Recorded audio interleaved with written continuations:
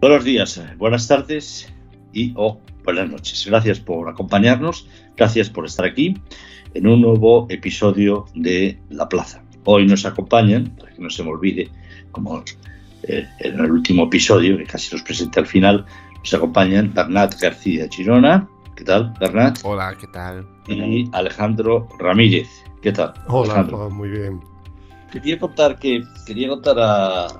hoy estaba tomando un café con un viejo dirigente democristiano de este país y me contaba una anécdota que voy a compartirla con nuestros oyentes y las personas que nos siguen en YouTube o en cualquiera de las plataformas.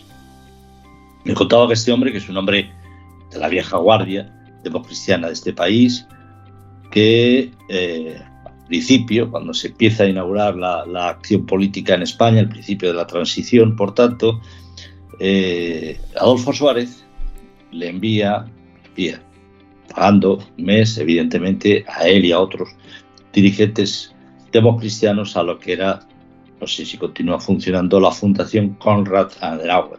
La Fundación Konrad Adenauer es la gran fundación alemana de formación democristiana. Luego ya ese modelo se repitió en España hasta la saciedad y hasta la perversión, pero inicialmente cumplían unas funciones mucho más transparentes. La Fundación Konrad Adenauer. Entonces, este hombre me decía, mira, ¿sabes?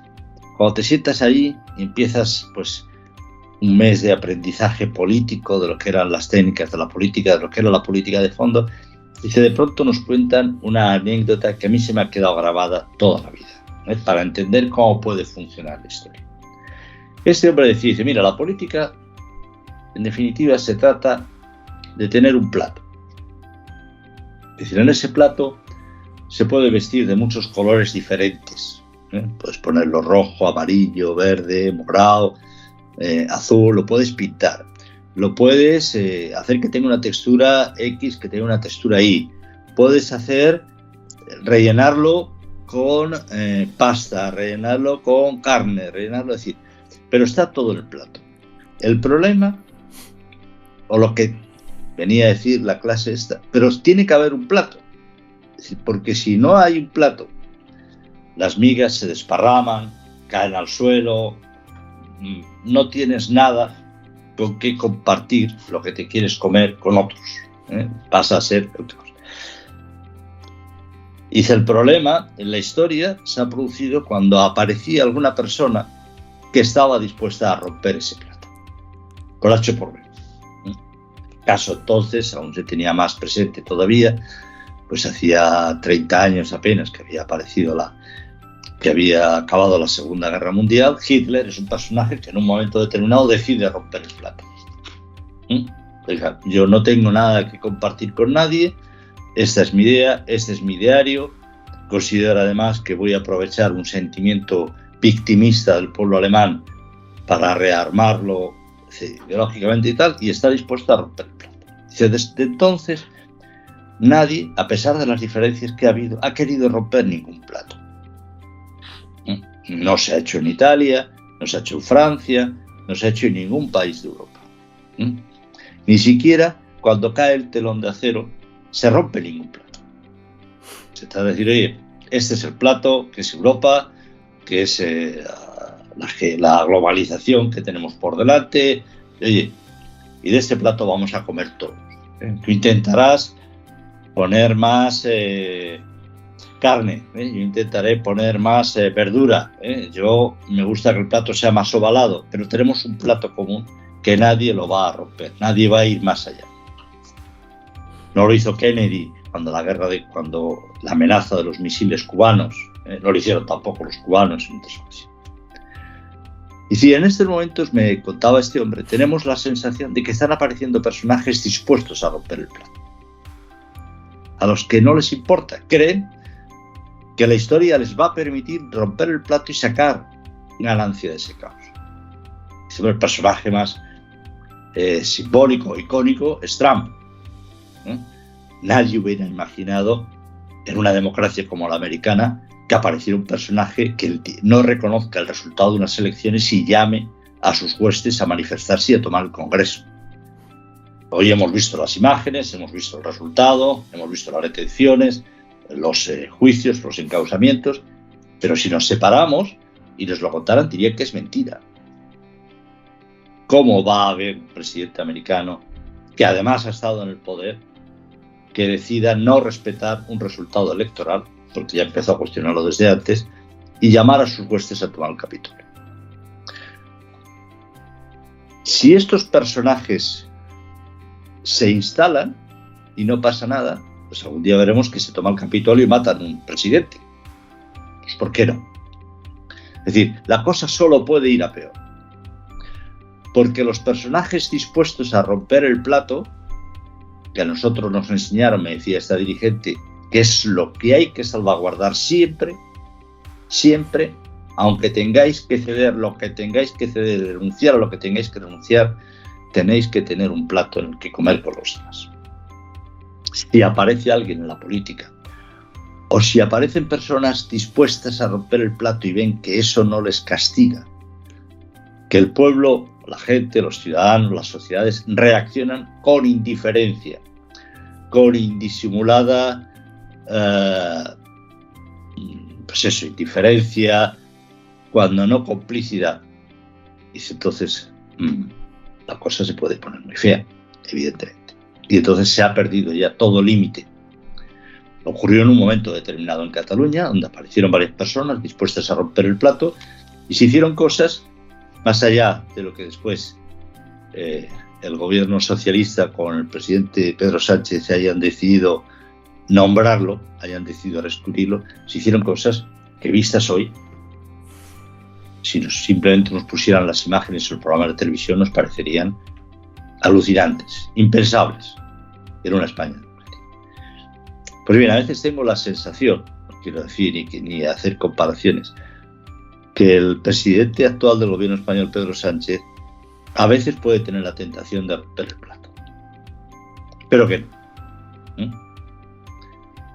Desde mi punto de vista lo ha hecho con el tema de la justicia, lo ha hecho con el avance o con el intento de doblegar a sus intereses parte de las instituciones, etcétera, etcétera. Simplemente quería compartir con vosotros esta reflexión, que no es una reflexión de un café de esta mañana, me ha hecho mucha gracia lo del plato, habrá otras imágenes probablemente más ricas o más sugerentes, pero me ha parecido muy significativo, ¿no? Y al final la política es el arte de asegurar que siempre hay un plato en el que todos van a poder comer, aunque alguien no llegue en el momento de su turno, pero va a haber siempre un plato. Y cuando aparecen personajes a los que no le importa que el plato se rompa, y eso, además, ese no importarles que ese plato se rompa, no les castiga desde un punto de vista social, desde un punto de vista político, desde un punto de vista electoral, estamos en una situación peligrosa. Dicho lo cual, dicho esta anécdota contada, a mí por lo menos me ha parecido muy curiosa en una persona de más de 80 años, que se sigue viendo con los personajes que en ese momento formaban parte de esa socialdemocracia o de una parte de UCD, y me ha parecido muy ilustrativa. Amigos, compañeros, vamos a empezar, si os parece, hablando de platos o de otras cosas parecidas, pero vamos a intentar situar la actualidad más inmediata, no diciendo lo que ya comentan todos los medios, que está muy bien y que para eso están, sino un poco qué puede haber detrás de todo ello. ¿Os parece? Pues venga, vamos a empezar.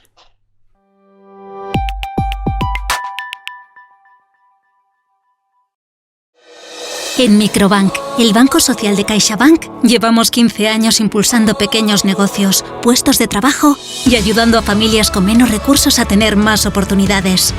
Y lo más importante, trabajando juntos para construir una sociedad mejor. Microbank, financiación con impacto social. Empezamos. Coge un tema, Alejandro, tú mismo, para arrancar de esta semana. No, bueno, quería comentar lo que has dicho del plato, que me parece una reflexión muy interesante, y sobre todo que es verdad la cantidad de personajes que están proliferando, que pueden hacerlo en estos momentos, porque hemos visto también recientemente lo que ha pasado en Brasil con Bolsonaro. Y bueno, y el que ha roto el plato y lo ha hecho trizas ha sido Putin, aquí a nuestras puertas prácticamente, con una guerra que va a cumplir ya 1 año prácticamente, ¿no? Y lo que decías de Sánchez, pues que en España estamos asistiendo a unos acontecimientos también que parecían impensables, ¿no? En una democracia, con lo que ha pasado con la sedición, con la malversación, con los violadores en la calle. Es que esto es algo también que no se debe corresponder al gobierno que esperábamos, ¿no? Y bueno, y mucho me temo, porque aunque la gente no quiere extrapolar lo que pasa en otros sitios a estos lugares, que si hay un cambio electoral en los próximos comicios, yo tengo mis reservas con la reacción que pueda tener una parte del gobierno que ya anteriormente y hace unos años cuestionó resultados electorales, que aquí a la gente se le olvida también, pero Pablo Iglesias en su momento cuestionó y habló de que las elecciones en España no eran tan limpias como nos podía vender, ¿no? Entonces, esa reacción, si se produce ese cambio con otro sector en España que también, bueno, rompe el plato, la vajilla y lo que le pongan por delante, ¿no? Si hace falta con tal de seguir ahí, puede entrar en una dinámica preocupante, ¿no? Y ayer, y por volviendo al tema que quería que planteáramos al principio, pues yo creo que lo vivido en la cumbre hispano-francesa, pues tiene, bueno, argumentos para hablar de todo lo que sucedió, que yo creo que fue delirante. Dentro, fuera, las repercusiones después, el discurso de Sánchez, no sé, lo vivido ayer fue algo que te deja completamente patidifuso, ¿no? Y ves también ya a Junqueras huyendo de la manifestación, que la que había convocado bajo el grito de traidor, ¿no? Al final los monstruos devoran a sus propios hijos, ¿no? Y eso es lo que ha pasado, que es algo, y pidiéndole que vaya a prisión, ¿no? Que vuelva a prisión. Y Puigdemont, nuestro presidente, que está en Bruselas. Digo que lo que vivimos ayer, ahí tenemos un terreno porque se puede abordar desde distintos ángulos. Sí, y además, hombre, que es evidente que hablabas de si Sánchez rompe el plato. Yo creo que Pedro Sánchez se aprovecha muy bien de que el plato está muy roto, o sea, muy hecho añicos por varias partes, ¿no? Es decir, cuando llegaba, ¿no? Cuando consigue su segunda investidura, o sea, su primera investidura tras las elecciones, ¿no? En 2020, a los primeros compases, bueno, el COVID, la pandemia, luego viene una guerra en Ucrania, tener que lidiar con todo esto va a acabar con él, esto tal. Y al final, pues, él se ha aprovechado de todo eso para poder romper el plato nacional, si queremos hablarlo en esos términos, que es cargarte el Código Penal, modificar o echarle un pulso al Tribunal Constitucional,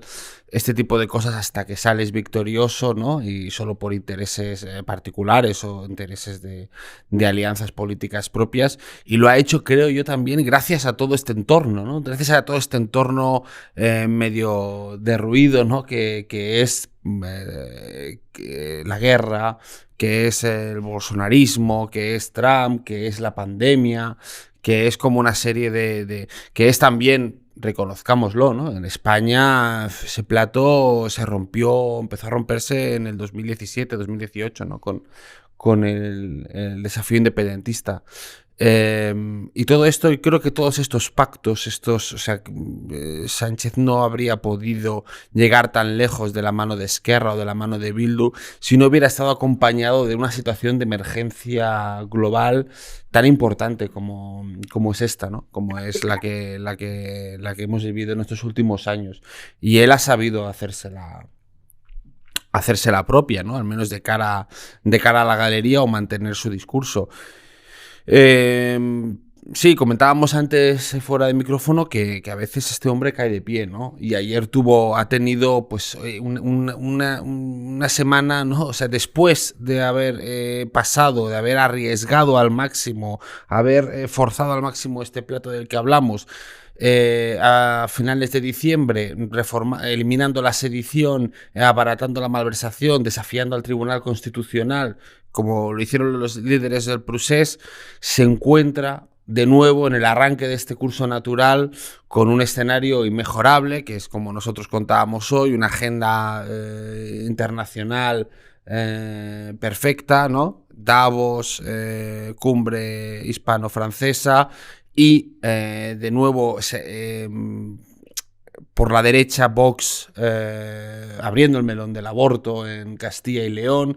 No hay nada que le pueda ir mejor a Sánchez que aparezca en este tipo de episodios, y sobre todo el esperpento del independentismo en Barcelona, ¿no? O sea, no hay nada que pueda sostener mejor el discurso de Sánchez, que es ver el ridículo de Pere Aragonès, ¿no? El presidente de la Generalitat y de su partido Esquerra, auspiciando primero, mostrándose como anfitrión agradecido de esta cumbre, a la vez que defendía salir a la calle contra estos mismos gobiernos, en especial el español, teniendo una figura absolutamente trasnochada ya, y desde mi punto de vista fuera de sí, en lo político y quizás también en el ámbito más personal, como Junqueras, teniendo que ser evacuado al grito de traidor y vuelve a la cárcel. No, eso para Sánchez no hay mejor imagen que esa, ¿no? Que es ver cómo el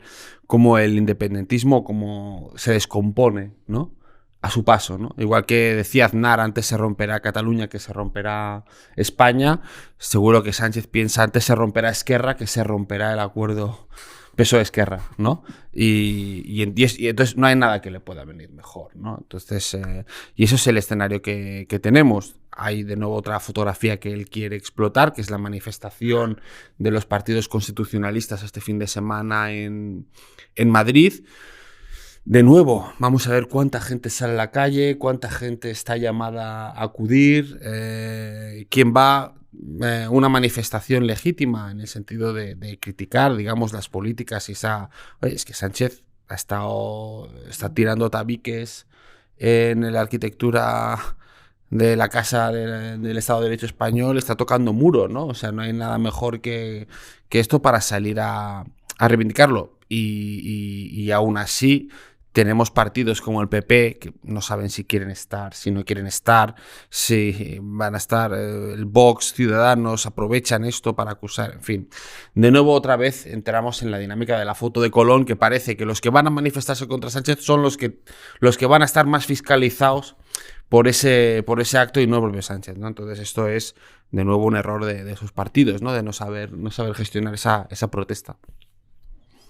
Yo tengo ayer leyendo un artículo en Economía Digital para que veáis hasta qué punto a veces algunos o la mayor parte de los políticos utilizan un lenguaje con el que es muy difícil de discutir, muy difícil de dialogar, perdón, muy difícil de continuar si sigo tosiendo, pero bueno, muy difícil de debatir, ¿no?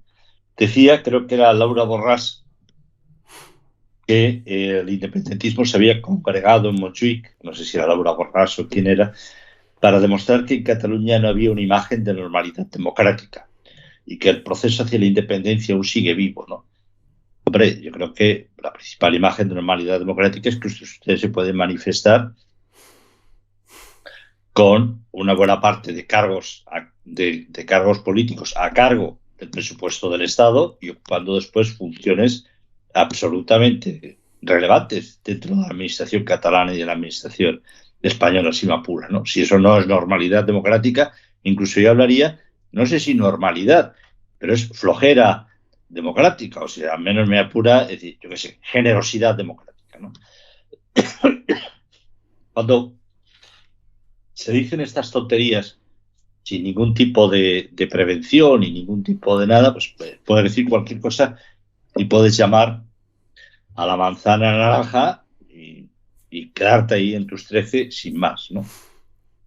Ha habido todo un relato de salida sobre lo que ocurrió, los gravísimos hechos que empezaron el 18, 17, 16 en Cataluña, tendente simplemente a encubrir y a redecorar la historia. A mí me parece muy obvio, pero yo esperaba que para muchos de mis conciudadanos también les pareciera muy obvio, ¿no? Pero al parecer no lo es tanto, ¿no? Pedro Sánchez, el gran pacificador del conflicto en Cataluña. Usted no. Es decir, el conflicto que dicen que muchos llevamos, no sobre Cataluña, sino incluso sobre el País Vasco, más de 30 años diciendo que no es un conflicto, simplemente es un enfrentamiento, no es algo que aparezca dos sectores distintos, no.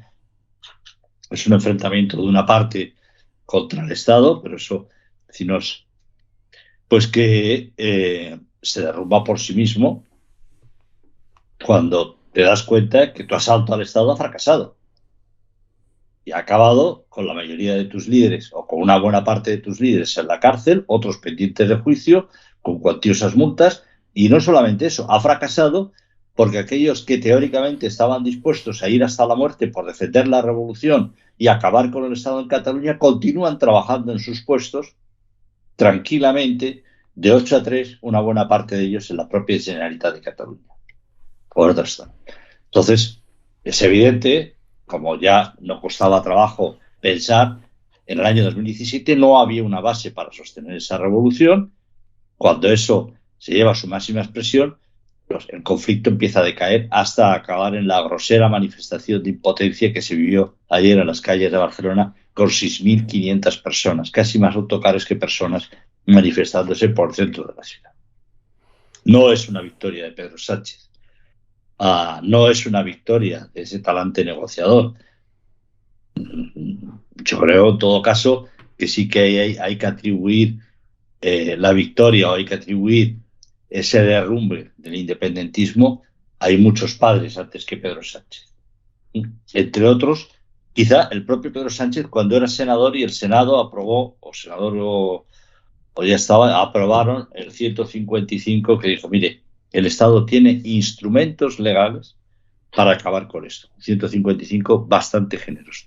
Por lo tanto, ese relato mistificador sobre lo ocurrido en Cataluña, a mí me parece tremendamente, de entrada falso, pero a continuación me parece tremendamente peligroso porque se enmascara una realidad de cosas que han pasado hace apenas 5 años o 6. No, pero además, o sea, hay un punto que... Además que hay imágenes, hay vídeos, o sea, hay declaraciones. Sí, pero, a ver, es verdad que con la llegada de Pedro Sánchez, hay una cosa que es objetiva, que con la llegada de Pedro Sánchez el independentismo se atranca en el corto plazo y durante estos últimos años el procés entra en vía muerta y implosiona, digamos, por la llegada. Yo no estoy de acuerdo. Bueno, escúchame un momento. O sea, y implosiona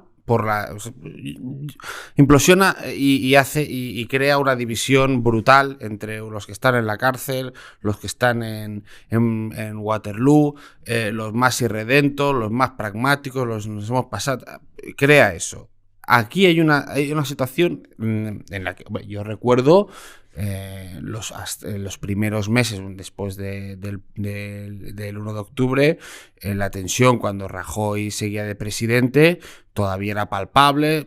Sánchez llega, cambia y al final aplica un poco de pomada y es verdad que empieza a deshincharse en el corto plazo, reitero, y entonces acabo el argumento, el independentismo. Pero claro, es verdad, pero ¿con qué lo has hecho?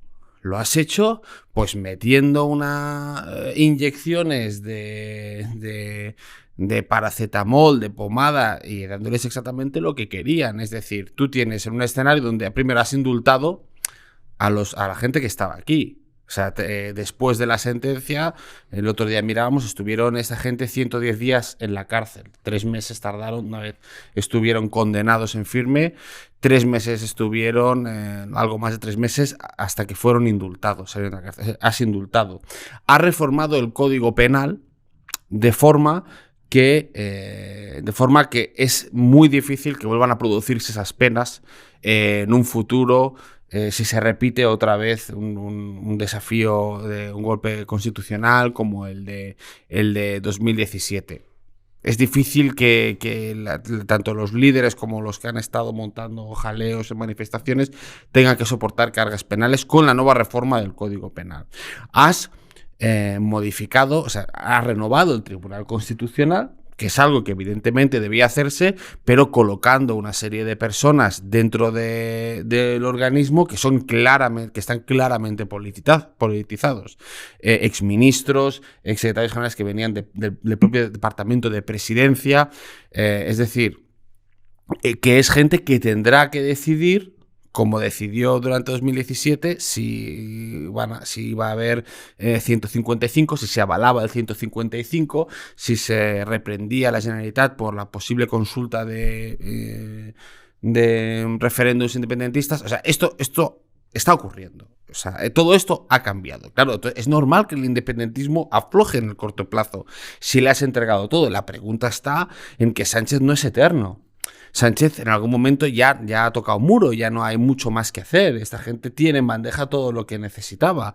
Y Sánchez se irá, dejará de ser presidente del gobierno. Y el independentismo está ahí. Porque es que no se ha hecho ningún esfuerzo de reconducir la situación. Todo lo contrario. Con este gobierno se ha deslegitimado el Tribunal Constitucional, el Poder Judicial, el Estado de Derecho. Entonces, con lo cual se rearma de capacidad, digamos, al independentismo para que pueda volver a atacar dentro de 4 o 5 años, si quiere, pueda volver a levantarse en un movimiento secesionista. Y ahí es donde viene el problema, que has estado desnudando el Estado de Derecho y le has quitado de todos sus recursos para hacer frente a ello. Sí, pero es que todo cambió. Venga, No, digo que todo cambió también a raíz de la elección y la necesidad de contar con Esquerra, por ejemplo, para seguir en el poder y poder desarrollar su política. Si hubiese tenido Pedro Sánchez mayoría absoluta, como tenía Rajoy en su momento, hubiese llevado a cabo este tipo de decisiones que ha tomado en aras de la convivencia y de acabar con el problema catalán. Yo dudo mucho que se hubiera embarcado en este tipo de reforma y en este tipo de medidas. Creo que hubiésemos visto un panorama muy diferente y esto va a seguir dando pasos por mucho que diga, y el paso final es el referéndum. Y eso está ahí. Y por mucho que diga que el proceso ha muerto, no ha muerto porque sigue con esa hoja de ruta que él está avalando y esa es la estación final hacia la que nos dirigimos, dependiendo de lo que pase en las próximas elecciones. Ayer estábamos... Estoy en desacuerdo formalmente, ¿no? Quizás estemos hablando de lo mismo. Yo creo que Sánchez no es, si se entiende por pacificador, el resolvedor, no, el que resuelve, el solucionador de los problemas. Yo creo que no. Hablaban de la división entre los miembros que lideraron el procés en Cataluña ya existía antes del procés en Cataluña. Quiero recordar que Puigdemont intenta convocar elecciones, me parece, y es Rufián el que le habla de las 13 monedas de plata, en ese lenguaje. O sea, hay que decir que ya existía, porque ha existido siempre una profunda animadversión entre la gente que venía de Esquerra y la gente que venía. Lo que ocurre es que Esquerra ha tomado el relevo de lo que era Convergencia y Unió y era una parte de los líderes jóvenes y no tan jóvenes independentistas de Esquerra están más preocupados, porque en el fondo todos tenemos que comer y que vivir bien, por aprovechar las enormes posibilidades que les proporciona ocupar el rico aparato de la Generalitat en Cataluña, que de otras aventuras que se han revelado hace apenas 3 o 4 años peligrosas e inservibles e inútiles. Yo creo que debemos hacer un esfuerzo por entender bien qué papel ha jugado cada uno y qué se ha solucionado, porque es que eso nos lleva a la siguiente pregunta que debemos hacernos y que habéis empezado a plantear. ¿Cómo se soluciona el tema de Cataluña? Es una pregunta, ahora menos tal, pero que saldrá. Porque aparecerá quien diga, no mire usted, pues es evidente, el problema catalán, entre comillas, se soluciona con las políticas que hace Sánchez de cesión.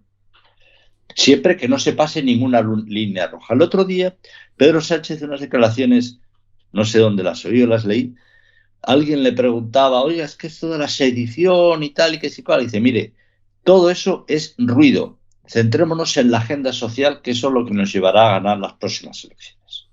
Se lo decía a los propios militantes, creo que una conversación, no recuerdo exactamente. O sea, para Sánchez, todos estos cambios del Código Penal, indultos, etcétera, es ruido. No va a participar. El ruido no. Se ha cambiado el Código Penal. El ruido no, en absoluto. Y se han hecho concesiones muy importantes. Mirad, por lo tanto, yo tengo la impresión de que Sánchez, más que solucionar el problema catalán, ha puesto las bases, como decíais, para que si hay un nuevo problema catalán, tenga más facilidades de lo que lo tuvo el antiguo. Es decir, ha puesto las bases para que el Estado sea más débil. ¿Por qué el Estado es más débil? Pues es evidente. Después de reformar el Código Penal, etcétera, etcétera, el Estado es más débil. Pero mira, os voy a poner un ejemplo. Fijaros todo el pollo que se ha armado, independientemente de que yo particularmente esté a favor del aborto, lo digo, muchos amigos me criticarán, pero para mí es algo incuestionable, determinadas garantías, etcétera, etcétera, con unas leyes futuribles, de las que no existía, ni siquiera tengo la sensación, más allá de una declaración del Consejo de Gobierno de la Junta de Castilla y León, de una parte que lo había llevado ahí, no existía ninguna norma, no existe ningún proyecto de ley, ninguna norma, nada escrito. El Estado, el Gobierno, en una decisión inédita, hace un requerimiento a la Junta de Castilla y León automáticamente, porque no va a permitir que se pisoteen los derechos de las mujeres. Parece perfecto, pero es curioso esta manera de actuar preventiva del gobierno. El gobierno tiene que actuar sobre hechos, no sobre propuestas, ideas, si no estamos en una especie de censura. Bueno, pues este es el mismo gobierno que ha hecho oídos sordos, literalmente, a la aplicación del 25% en Cataluña, del castellano, de educación en castellano.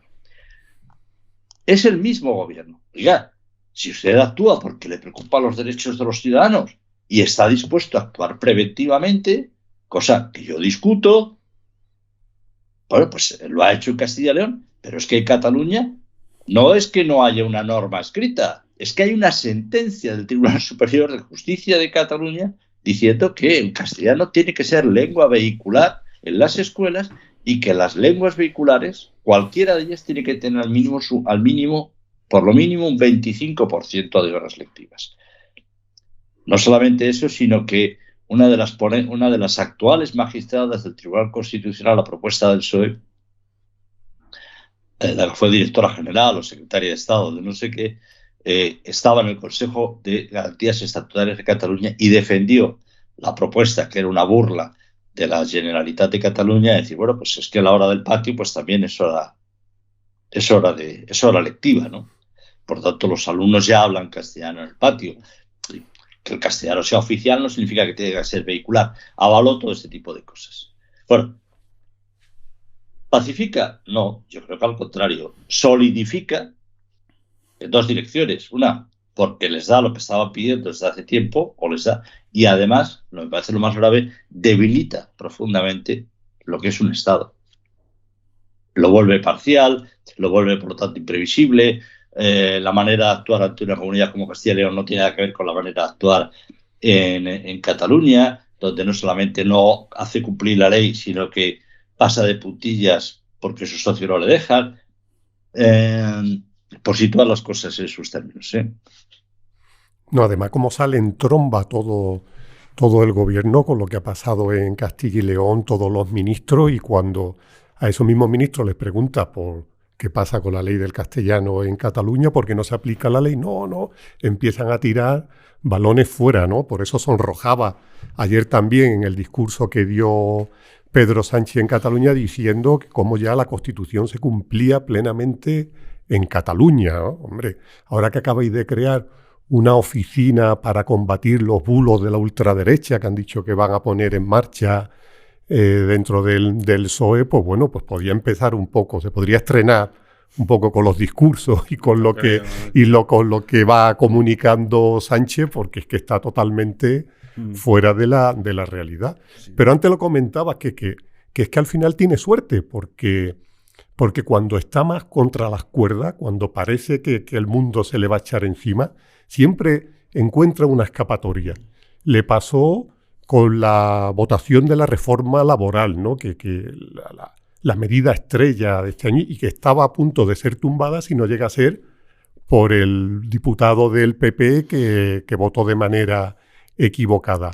Ahora esta semana lo estaba pasando mal porque con la cuestión del sí o sí, bueno, pues se habían producido algunos hechos también muy, muy preocupantes, como una secretaria de Igualdad, bueno, mejor secretaria de Igualdad, ¿no? Que es Ángela Rodríguez, la que llaman PAM, en una intervención que yo la he oído perfectamente, en la que se reía y comentaba jocosamente la liberación de los delincuentes sexuales.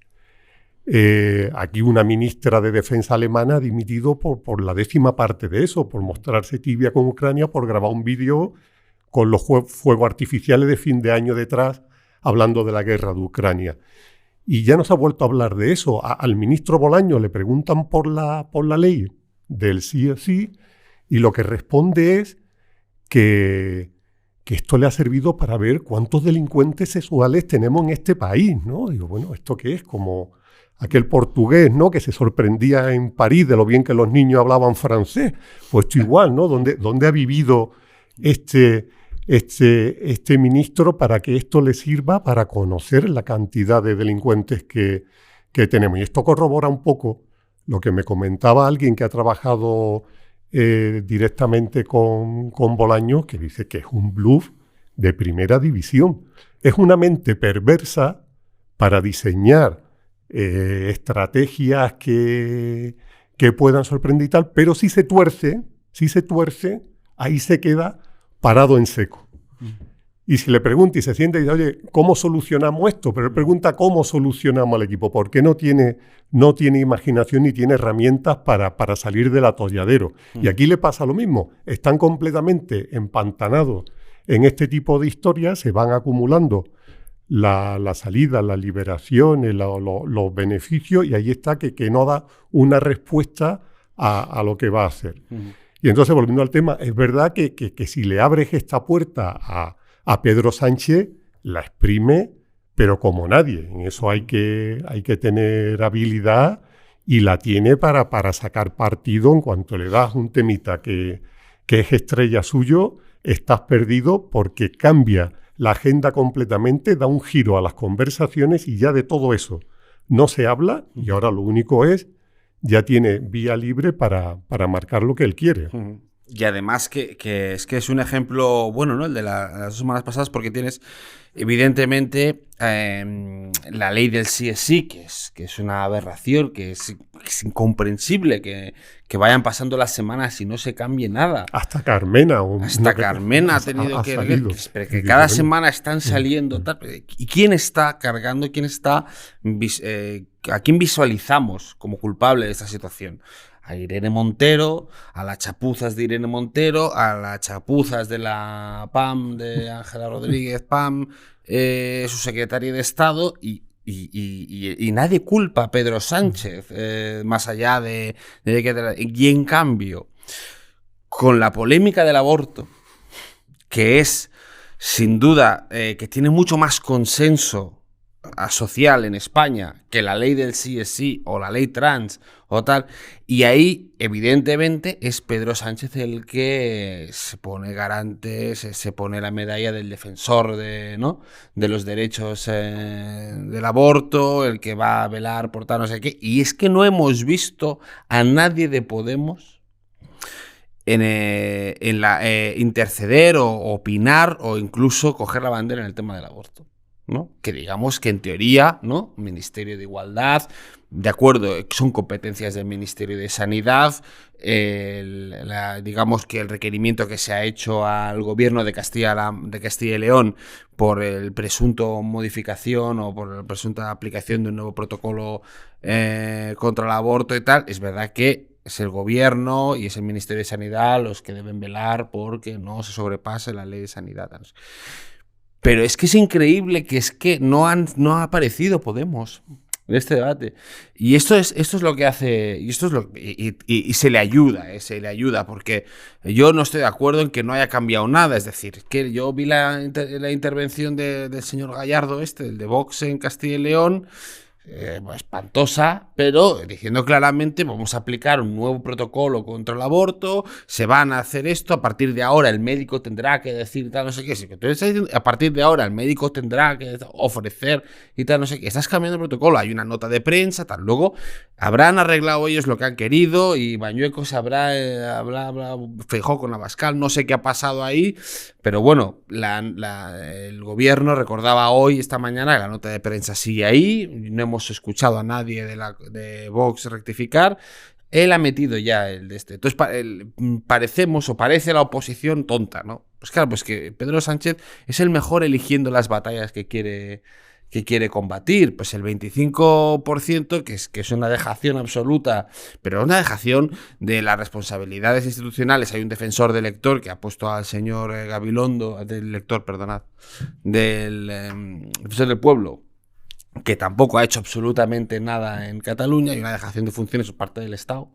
Y es evidente que esa batalla no la quiere dar, no le interesa dar, va a dar las batallas que quieran dar, ¿no?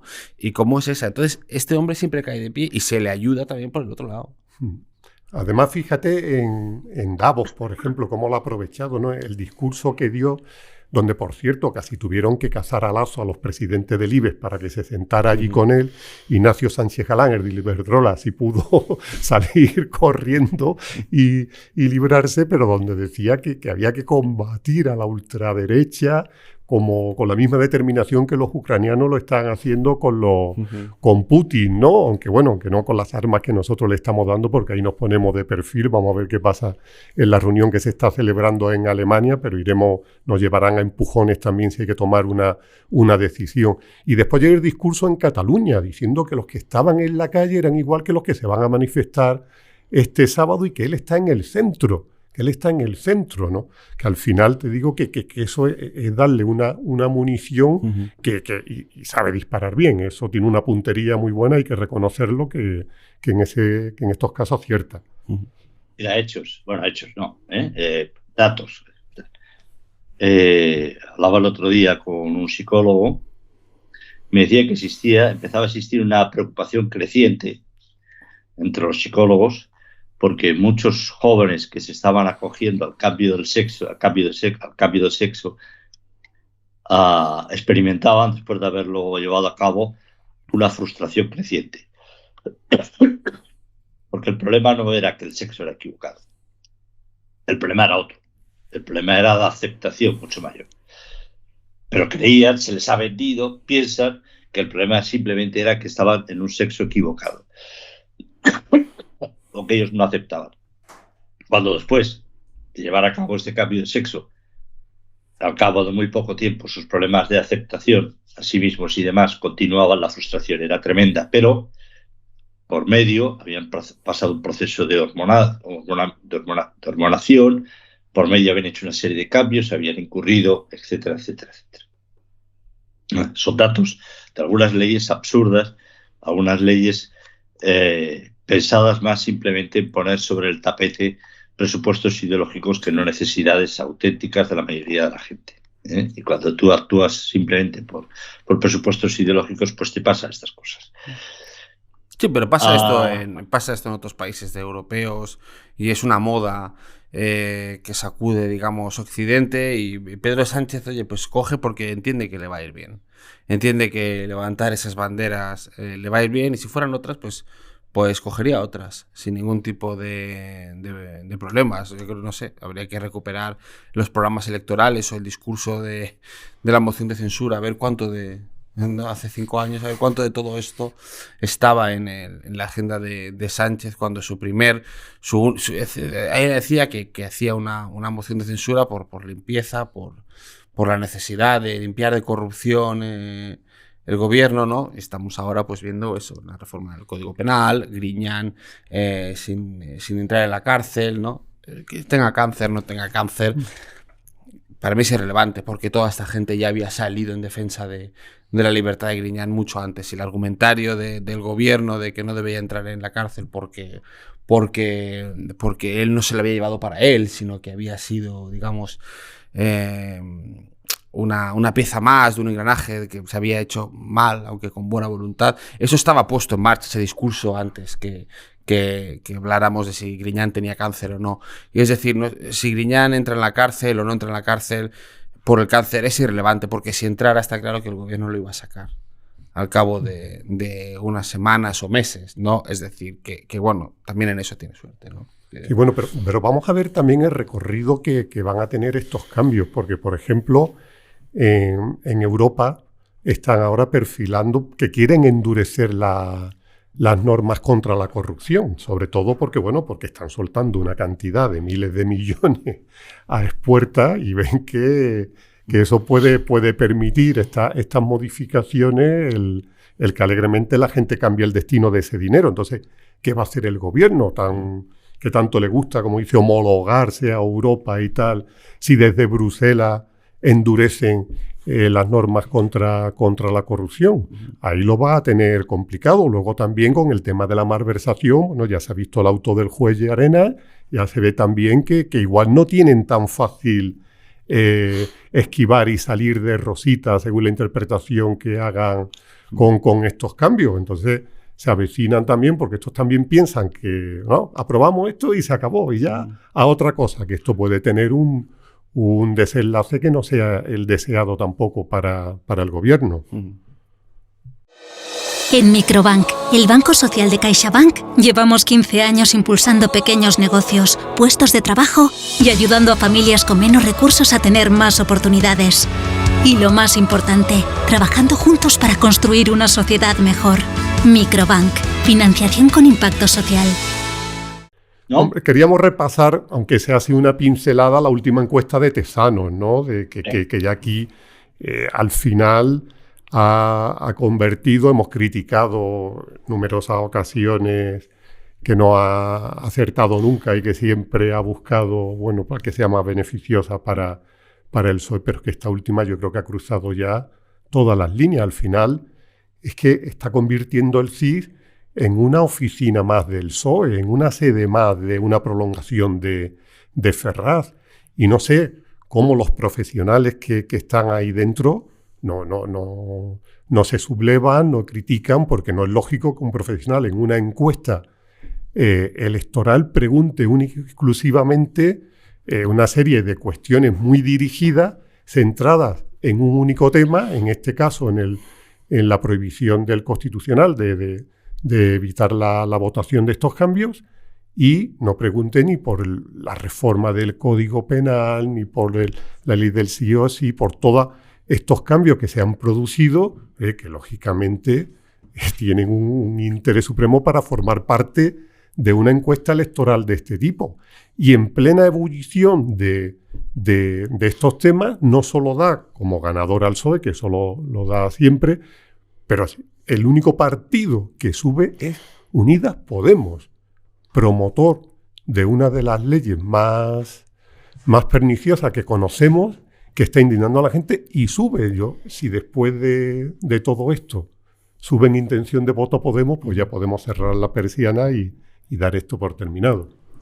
Yo creo que ahora el escenario, que ya lo decíamos otras semanas, ya están aquí, la prueba de fuego son las municipales, elecciones autonómicas y municipales, en mayo, falta todavía, parece que no, que se hace largo, ¿no?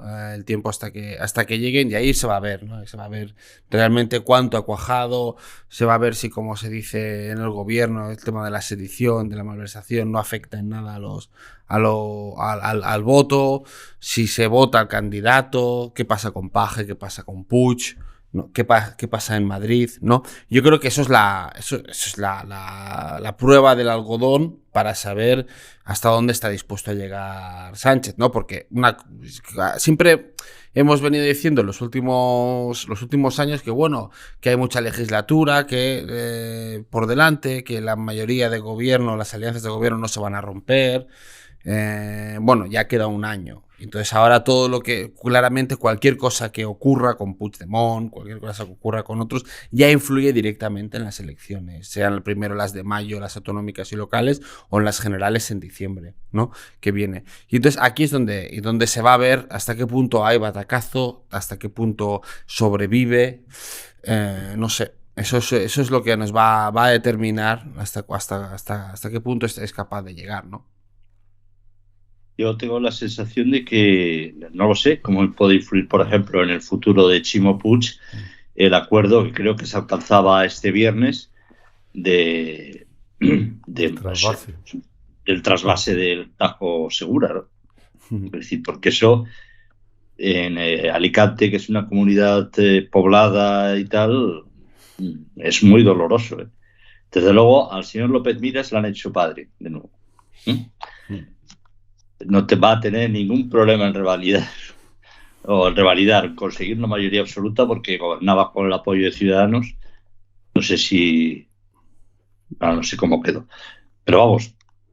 Bueno, una moción de censura, la que dinamitó, digamos, empezó a implosionar Ciudadanos cuando Arrimadas, pues no sé, asesorada por Pedro Sánchez, seguramente, por no sé quién, aplicaron una moción de censura, salieron naturalmente de Ciudadanos, tuvo que salir de gobierno. Hubo unos diputados de Vox que se pasaron, digamos, al lado del gobierno del PP, del PP autonómico, que también creo que han sido expulsados recientemente, cesados, sí. Tal. Entonces ahora está pues una situación de de la mayoría, ¿no? Pues, muy, muy débil, y Ciudadanos que está desaparecido, ¿no?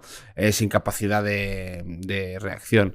Pero eso es el escenario que está en Murcia. Es que lo curioso de todo esto es que, y también en el gobierno lo dicen, ¿no? Es decir, están más preocupados, o sea, con toda la que ha liado Sánchez, están más preocupados por los malos resultados de los Podemos y de las confluencias de Compromís y tal, que por sus propios resultados. Es decir, con Sánchez,